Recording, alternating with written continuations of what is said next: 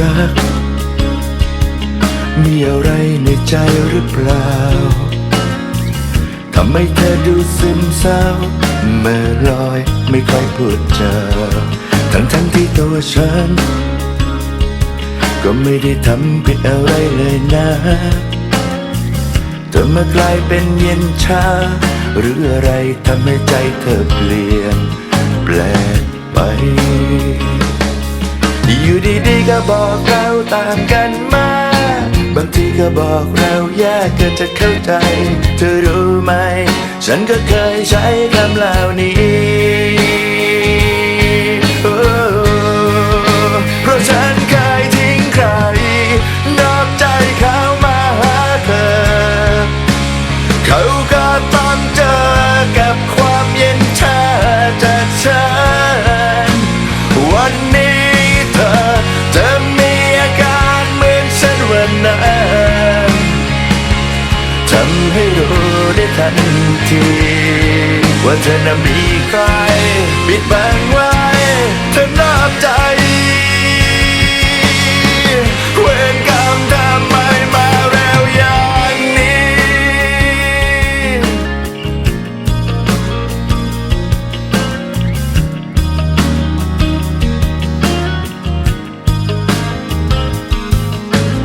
ที่รักคงหมดทางจะดึงเธอไว้ใจเธอมันเปลี่ยนไปฉันก็กลายเป็นแค่เพียงคนเก่าส่วนตัวฉันก็คงต้องยอมรับความปวดร้าวเคยทำกรรมไว้กับเขากลายเป็นเธอมาเอาคืนให้อย่างสาสมอยู่ดีๆก็บอกเราต่างกันมาบางทีก็บอกเราแยกกันจะเข้าใจเธอรู้ไหมฉันก็เคยใช้คำเหล่านี้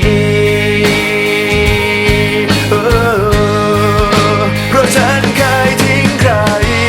นอกใจเขามาหาเธอ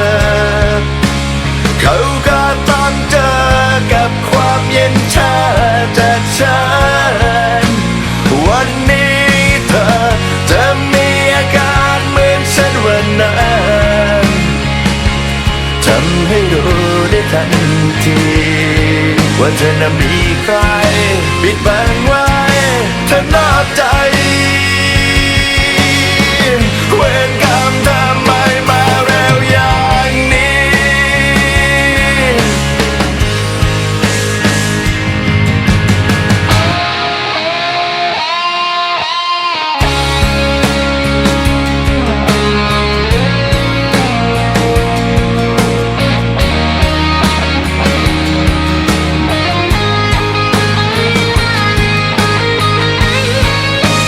ฉันเคยทิ้งใคร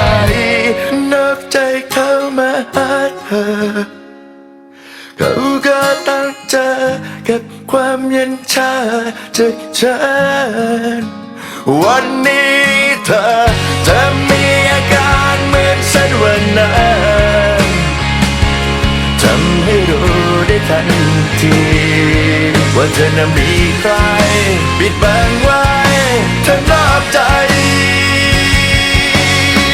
เวรกรรมทำไมมาเร็วอย่างนี้